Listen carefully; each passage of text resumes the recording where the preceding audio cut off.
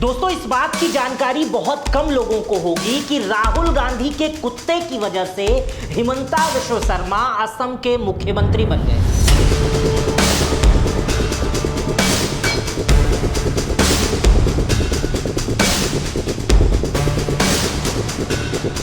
सही सुन रहे हैं आप, राहुल गांधी के कुत्ते की वजह से हिमंता विश्व शर्मा असम के मुख्यमंत्री बन गए। और ये बात भी बहुत कम लोगों को पता होगी कि हिमंता विश्व शर्मा इतने कॉन्फिडेंट व्यक्ति हैं, इतना कड़ा निर्णय लेते हैं कि अपने मुख्यमंत्री बनने से 22 साल पहले उन्होंने अपनी गर्लफ्रेंड से कहा था कि अपने घर पर जाकर बता दो कि मैं एक दिन असम का मुख्यमंत्री बनूंगा। और ये बात उन्होंने मुख्यमंत्री बनने से 22 साल पहले अपनी गर्लफ्रेंड से कही थी। आज मैं हिमंता की बायोग्राफी लेकर आया हूं। ये बायोग्राफी बहुत रिसर्चेबल है। इस बायोग्राफी से आपको बहुत कुछ जानने को मिलेगा और बहुत मोटिवेशन भी मिल सकती है कि किस तरह से एक साधारण परिवार का लड़का असम का मुख्यमंत्री बनता है। उसका कॉन्फिडेंट इतना बड़ा रहता है कि वो 22 साल पहले ही कह देता है कि मैं एक दिन असम का मुख्यमंत्री बनूंगा।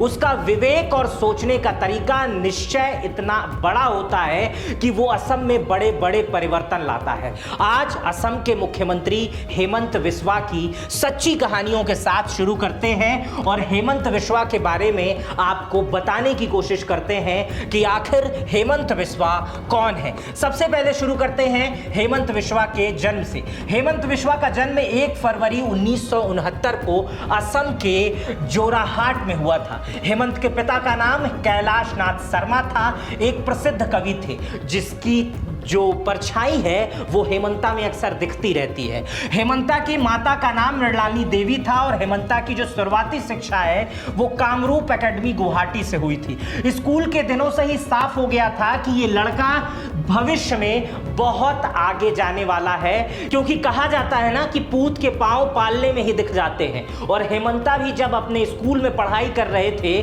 तो उनकी भाव, उनके डिबेट में जाना और उनके बोलने का तरीका बता रहा था कि ये आम बच्चों से अलग है। उसके बाद से हेमंता के जीवन में कॉलेज का जब दिन आता है तो वो कॉटन कॉलेज में जाते हैं। ये असम का एक प्रसिद्ध कॉलेज है। इस कॉलेज ने असम को बहुत सारे मुख्यमंत्री दिए हैं। यहाँ पर Hemanta student union power game, लोगों को जोड़ना और सबसे बड़ी चीज भीड़ को आकर्षित करना सीखते हैं। हेमंता पढ़ाई करते हैं और बहुत पढ़ाई करते हैं। वो पीएचडी करते हैं, कानून की पढ़ाई करते हैं। और ये बहुत महत्वपूर्ण बात है, बहुत कम मुख्यमंत्री ऐसे हैं जिन्होंने कानून, राजनीति और प्रशासन तीनों को समझा है और तीनों को चलाया है। हेमंता ने हाई कोर्ट में प्रैक्टिस भी की है, वो कानून भी जानते हैं और आज वो मुख्यमंत्री है। हेमंता के राजनीतिक जीवन की शुरुआत दोस्तों 1991 से कांग्रेस से होती है। सही सुन रहे हैं आप, कांग्रेस से होती है। आप आज हेमंता को बीजेपी का फायर ब्रांड नेता देखते हैं, लेकिन 15 साल रणनीति उन्होंने कांग्रेस के लिए बनाई है। उनके मन में कांग्रेस की विचारधारा थी और उनकी शुरुआत जो है 1991 में पहली बार कांग्रेस से हुई थी। और 2001 में जो जालूक बरी सीट से उन्होंने कांग्रेस के सीट पर चुनाव लड़ा था और भारी अंतर से जीत हासिल की थी। बस एक बार विधायक बन गए और विधायक बनने के बाद 2001 के बाद हेमंता ने पीछे मुड़कर देखा ही नहीं और लगातार वो विधायक बनते गए। इसके बाद 2006-2011 में भी उन्होंने जीत दर्ज की, लेकिन 2011 में विधायक बनना उनके कांग्रेस से विधायक बनने का अंतिम समय था, अंतिम विधानसभा चुनाव था।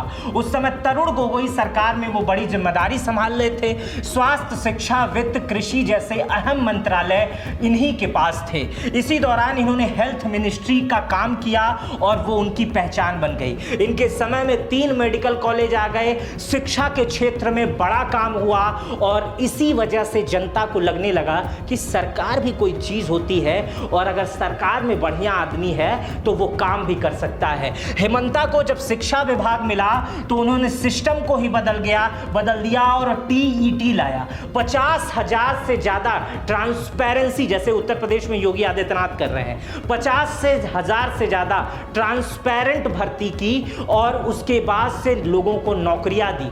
तब लोगों को लगने लगा कि इस बार बगैर पैसे के हम हमारे लोगों को नौकरी मिली है, अगर ये आदमी आगे चला जाए और बड़े पद पे और बड़े पद पे जाए, सीएम के पद पे जाए, तो बहुत कुछ कर सकता है। यही सब कारण था कि जनता में उनकी लोकप्रियता बढ़ने लगी और आवाज उठने लगी कि हेमंत को अब मुख्यमंत्री बनना चाहिए। और हेमंत को भी ऐसा लगने लगा कि बहुत 3 बार विधायक हो गया, बहुत समय दिया और मैं जहां जा रहा हूं ईमानदारी से काम कर रहा हूं। अब इन्हीं सब चीजों को देखते हुए आता है इस पूरे चैप्टर में पहला टर्निंग पॉइंट। इस पूरे चैप्टर के 3 टर्निंग पॉइंट हैं और तीनों टर्निंग पॉइंट अगर आप समझ लिए तो आप समझेंगे कि कैसे एक आदमी फर्श से अर्श पर पहुंचता है, कैसे आदमी की मेहनत कोई पहचानता नहीं है और जो पहचानता है वो उसे कहां तक पहुंचा देता है। आइए शुरू करते हैं पहले टर्निंग पॉइंट पे।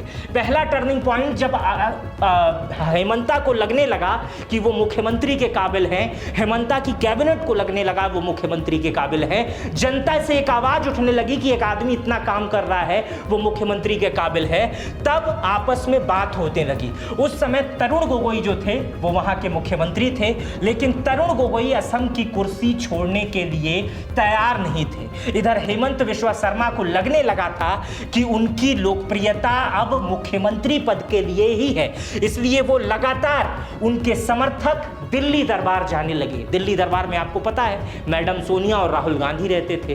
दिल्ली दरबार में हेमंता को लोग जाते थे और कहते थे कि हेमंता बहुत अच्छा काम कर रहा है, पूरे विधायक उसके साथ हैं, लोग उसके साथ हैं, आप उसे मुख्यमंत्री बनाइए अगला।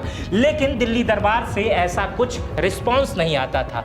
काफी समय तक कोई फैसला नहीं लिया गया, स्थिरता उलझते चली गई।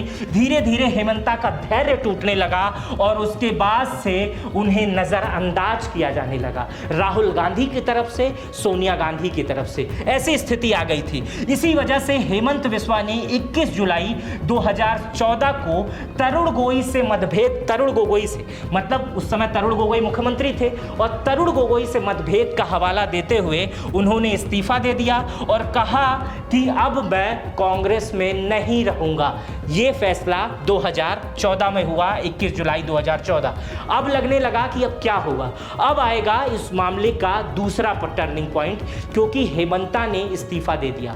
लेकिन हेमंता ने जब इस्तीफा दे दिया तो ऐसा नहीं है कि हेमंता ने अपनी आस छोड़ दी। उन्हें लगा कि असम का मामला है, मैं खुद राहुल गांधी से मिलने जाऊंगा और राहुल गांधी मेरी समस्या का समाधान कर देंगे। राहुल गांधी जननेता हैं, लीडर हैं, लोग युवाओं का सम्मान करते हैं, मैं भी युवा हूं। अगर मैं राहुल गांधी से बात करूंगा तो शायद स्थितियां बदल जाए, एक युवा को मौका दिया जाए असम को बदलने का और असम को मैं बदलूंगा। ये उनकी सोच थी। इसीलिए वो इस्तीफा देने के बाद भी विधायक रहते हैं, मिनिस्टर नहीं रहते, विधायक रहते हैं और अंतिम आस लेकर, हेमंता की आखिरी उम्मीद इस चैप्टर का नाम है, और इस लेकर राहुल गांधी के पास पहुंचते हैं। साल 2015 हेमंता उस समय पद छोड़ चुके थे, लेकिन वो दिल्ली पहुंचते हैं। तुगलक लेन में राहुल गांधी का घर है। राहुल गांधी के घर हेमंता अपनी पूरी कैबिनेट, अपने समर्थक, अपने विधायकों को लेकर राहुल गांधी के घर पहुंचते हैं। पता है क्या होता है, राहुल गांधी के घर जब वो पहुंचते हैं तो देखते हैं कि राहुल गांधी जिस कमरे में बैठे हुए हैं, उस कमरे में, जिस कमरे में राहुल गांधी हेमंता और उनके समर्थकों का इंतजार कर रहे थे, वहां राहुल गांधी अपने कुत्ते के साथ बैठे हुए हैं। ये कुत्ता राहुल गांधी का कितना खास है, इस कुत्ते की हरकत देखकर आपको आगे पता चल जाएगा। राहुल गांधी का कुत्ता रहता है, हेमंत बिस्वा शर्मा की टीम रहती है और राहुल गांधी रहते हैं। हेमंता और उनके लोग लगातार असम की समस्याओं को राहुल गांधी को बताते रहते हैं और राहुल गांधी उसे सुनते रहते हैं और अपने मोबाइल में हंसते रहते हैं, अपने कुत्ते को खिलाते रहते हैं। और उसी बीच में उनका कुत्ता उछलता है और बीच टेबल पे रखी हुई बिस्किट को अपने मुंह से खाने लगता है। वो बिस्किट कुत्ते के लिए नहीं होती है, वहां रखे हुए लोगों के लिए होती है। इस चीज को भी वहां पे बैठे लोगों ने इग्नोर कर दिया। लेकिन कुछ देर बाद एक ऐसा समय आता है जो उस समय वहां पे बैठे लोगों के लिए बिल्कुल नया रहता है, जो इन्हें स्तब्ध कर देता है, जो इन्हें सोचने पे मजबूर कर देता है कि आखिर हम हैं कौन। राहुल गांधी जिस कुत्ते को बिस्किट खिलाए थे, जो कुत्ता बिस्किट जिस प्लेट से खाया था, लोगों ने सोचा वो प्लेट बदली जाएगी, लेकिन राहुल गांधी वही प्लेट उठाते हैं और सबके आगे ऐसे ऐसे करने लगते हैं और लोग वहां पर वो बिस्किट खाने से इनकार कर देते हैं। हेमंता को लगता है कि अब इससे ज़्यादा अपमान नहीं हो सकता है। हेमंता वहां से उठते हैं, चले जाते हैं और लिखते हैं कि मैंने बिस्किट खाने से इनकार कर दिया। और ये बात वो कई बार लिख चुके हैं, कई बार अपने इंटरव्यू में कह चुके हैं कि मैंने बिस्किट खाने से इनकार कर दिया। ठीक यही बात गुलाम नबी आज़ाद भी कहते हैं। गुलाम नबी आज़ाद को तो आप जानते होंगे, मुख्यमंत्री रह चुके हैं, कांग्रेस के बड़े नेता रह चुके हैं, कांग्रेस में एक बहुत बड़ा चेहरा माना जाता है। गुलाम नबी आज़ाद अपनी आत्मकथा आज़ाद में लिखते हैं, उनकी जो बायोग्राफी है उसमें लिखते हैं कि हेमंत बिस्वा शर्मा और तरुण गोगोई के बीच में जब मतभेद बढ़ गए थे तो उन्हें पार्टी की ओर से ऑब्जर्वर बनाया गया था और संभालने के लिए भेजा गया था। आज़ाद के अनुसार उन्होंने दोनों नेताओं से मुलाकात की। उस समय हेमंत बिस्वा शर्मा के पास 45 विधायक के आसपास थे, जबकि गोगोई के पास 7 से 10 विधायक थे। उन्होंने सुझाव दिया आलाकमान को कि हेमंत बिस्वा को अगली बार मुख्यमंत्री बना देना चाहिए, लेकिन उसके बाद से राहुल गांधी का फोन आता है गुलाम नबी आज़ाद के पास। वो कहते हैं कि कोई बदलाव नहीं होगा नेतृत्व में। उसके बाद से सब चीजें जस की तस रह जाती है। इसका जिक्र गुलाम नबी आज़ाद अपनी किताब में भी करते हैं। अब सोचिए, जो लीडर था, जिसके पास लोग थे, जिसके पास विधायक थे, उसकी कांग्रेस में सुनी ही नहीं जाती है। राहुल गांधी अपना खुद निर्णय ले लेते हैं।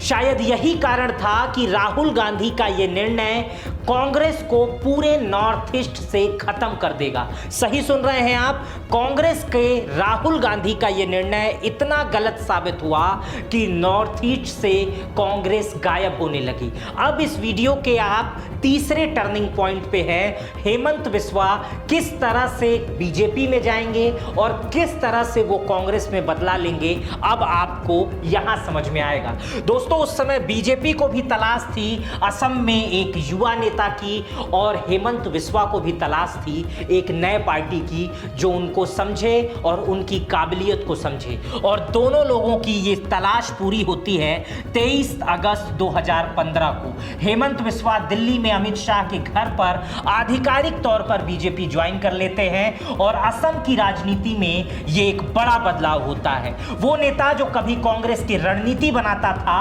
अब वो उसके खिलाफ बड़ा चेहरा बन गया है। इसके बाद उन्होंने अपनी विधायकी से भी इस्तीफा दे दिया और पीछे मुड़कर नहीं देखे। बीजेपी पहचान ली कि उनको कौन मिल गया है, हेमंत बिस्वा शर्मा क्या कर सकता है। हेमंत बिस्वा शर्मा ने 2016 में बीजेपी ने हेमंत को बड़ा जिम्मेदारी दी। वो बड़ी जिम्मेदारी पता है क्या थी? हेमंत को पूरा असम संभालना था, घूम घूम कर प्रचार करना था, डबल इंजन सरकार के बारे में बताना था। और जब इन सब चीजों के नतीजे आए तो असम में बीजेपी को 86 सीट मिली और बीजेपी बहुत बड़े अंतर से जीत गई और असम के मुख्यमंत्री बनते हैं सर्बानंद सोनोवाल। अब आप ये सोच रहे होंगे कि हेमंत बिस्वा को मुख्यमंत्री पद नहीं मिला इसलिए वो बीजेपी में चले गए और बीजेपी से चुनाव लड़ने लगे और वो इस बार भी मुख्यमंत्री बन गए, लेकिन ऐसा नहीं है। बीजेपी का चेहरा था, बीजेपी ने चुनाव से पहले ही सर्बानंद सोनोवाल को वहां मुख्यमंत्री का चेहरा घोषित कर दिया था, इसलिए जीत के बाद बीजेपी ने उसे निभाया। लेकिन बीजेपी ने हेमंता को कहा कि लगे रहो, लगातार नॉर्थ ईस्ट के लिए काम करो, लगातार अगली बार तुमको असम का मुख्यमंत्री बनाएंगे। और ऐसा हुआ भी। बीजेपी ने उन्हें नॉर्थ ईस्ट डेमोक्रेट अलायंस यानी NEDA का संयोजक बना दिया। हेमंता का काम था उस समय पूर्वोत्तर के अलग अलग दलों के साथ एक साथ लाना, जिसमें वो सफल रहे। धीरे धीरे उन्होंने पूर्वोत्तर में कांग्रेस को खत्म करना शुरू कर दिया। अरुणाचल में पहले किया, फिर त्रिपुरा में किया, मेघालय में किया, मणिपुर में किया, नागालैंड में किया। इन राज्यों में बीजेपी या उसके सहयोगियों की सरकार बनने लगी और इस पूरे बदलाव के पीछे हेमंता को ही मुख्य आधार माना गया। अब सोचिए, जो व्यक्ति कांग्रेस के लिए रणनीति बनाता था वो 5 राज्यों में बीजेपी की सरकार बनवा रहा है, सिर्फ अकेले, सिर्फ घूम घूम कर, सिर्फ बीजेपी के डबल इंजन का सरकार का प्रचार करके। थे सिर्फ अपने तरीके से, और जिसमें हेमंत विश्व शर्मा की काबिलियत पर संदेह नहीं किया जा सकता था कि हेमंत विश्व शर्मा कितने बड़े लीडर हो चुके थे, बीजेपी ने उन्हें कितना बड़ा सम्मान दिया और उनको कितनी बड़ी अपॉर्चुनिटी दी, कितना बड़ा क्षेत्र दिया। उसके बाद से 5 सालों तक लगातार हेमंत विश्वा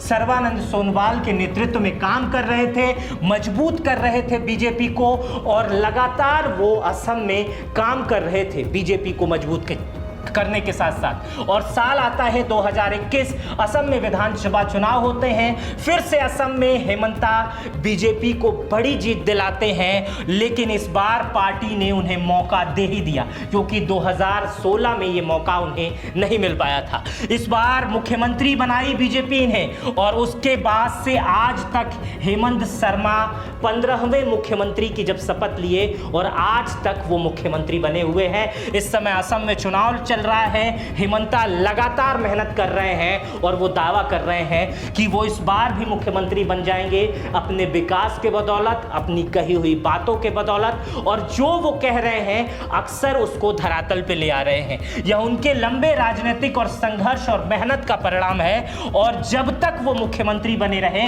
तब तक वो अक्सर जो कहते रहे वो करते रहे। ये हेमंता विश्व शर्मा की बायोग्राफी थी, लेकिन ये बायोग्राफी तब तक कंप्लीट नहीं होगी जब तक हेमंता विश्व शर्मा की लव लाइफ को ना लाया जाए, उनकी पत्नी को ना लाया जाए। तो शुरू करते हैं उनकी पत्नी के बारे में मैं जानकारी दे देता हूं। हेमंता विश्व शर्मा की पत्नी का नाम है रिंकी भुइयां शर्मा। इनकी ये एक प्रतिष्ठित परिवार से आती हैं और खुद एक सफल बिजनेस वुमन है। इनके पिता असम के जाने माने उद्योगपति हैं। शादी से पहले उसी कॉटन कॉलेज में इन दोनों लोगों की मुलाकात हुई। पहले ये दोस्त बने, फिर दोस्त धीरे धीरे प्यार में बदल गया, फिर इन दोनों ने शादी करने का फैसला लिया। लेकिन दोस्तों ये शादी इतनी आसान नहीं थी, क्योंकि हेमंता का जो परिवार था वो अलग अलग पृष्ठभूमि से था। उस समय हेमंता राजनीतिक करियर अस्थिर था, भविष्य को लेकर अनिश्चितता थी, इसी कारण शादी में रुकावट आने लगी। और हेमंता के जो पत्नी का परिवार है वर्तमान समय में रिंकी का, वो हेमंता को नहीं समझ रहा था कुछ, और वो कह रहा था नहीं ये शादी नहीं हो सकती। लेकिन उसी समय रिंकी से और उनके परिवार के एक सदस्य से हेमंता ने कहा कि जाओ अपने परिवार से कह दो, रिंकी से कहा जो उनकी अभी पत्नी है, जाओ अपने घर वालों से कह दो कि मैं एक दिन असम का मुख्यमंत्री बनूंगा। ये कॉन्फिडेंट रिंकी को भी अच्छा लगा, उनके घर वालों को भी अच्छा लगा। बाद में इन दोनों लोगों की शादी हो गई, और शादी के ठीक 20 साल बाद हेमंता विश्व शर्मा ने मुख्यमंत्री बनने की शपथ ली, और पूरी दुनिया देखते रह गई। जब हेमंता मुख्यमंत्री बने तो ये कहानी बहुत वायरल होने लगी, लोग हेमंता की पत्नी और हेमंता को भी जानने लगे। लेकिन इन सब कहानी के पीछे अगर आप एक निचोड़ पे पहुंचेंगे, एक मोटिवेशन पे पहुंचेंगे, तो आप देखेंगे कि किस तरह से एक लड़का जो संघर्ष करता है, पढ़ाई करता है, उसके अच्छी पढ़ाई करता है, पढ़ाई सिर्फ नहीं करता है, बहुत अच्छी पढ़ाई करता है, उससे वो एक अच्छी नौकरी भी पा सकता था। लेकिन उसके बाद वो राजनीति में आता है, राजनीति में संघर्ष करता है, उसे अपनी सही काबिलियत नहीं मिलती है, वो अपनी काबिलियत को पहचानता है, वो दूसरे दल को चुनता है, उस दल ने उसकी काबिलियत को पहचाना और वो मुख्यमंत्री बना। आज वो असम का मुख्यमंत्री है। आज ये हेमंता विश्व शर्मा की आपको बायोग्राफी कैसी लगी मुझे कमेंट बॉक्स में बताइएगा। रिंकी भुइयां के साथ जो प्रेम कहानी थी वो मैं बहुत कम तरीके में बताया, बहुत छोटे तरीके में बताया। अगर आप चाहते हैं कि इनकी मैं पूरी प्रेम कहानी आपको विस्तृत तरीके से बताऊं जिस तरह से मैंने बायोग्राफी बताई है, तो आप कमेंट में कुछ भी लिखिएगा, मेरा नाम ही लिख दीजिएगा। आप, मेरा नाम मित्र प्रकाश है, आप कमेंट में ये नाम लिख सकते हैं। मैं अगर मेरा नाम के कमेंट अधिक हुए तो मैं कोशिश करूंगा कि अगली बायोग्राफी जब मैं इनकी बनाऊं तो इनके पत्नी की कैसी लव स्टोरी थी, क्या वो कहानी थी, वो आपको पूर्ण रूप से बताऊं। अपना बेहद ख्याल रखिएगा। चैनल पे नए हैं तो सब्सक्राइब कर बेल आइकन दबा दीजिएगा। ज्वाइन बटन पे मेरे साथ आएंगे तो बहुत अच्छा लगेगा मुझे। बहुत बहुत धन्यवाद।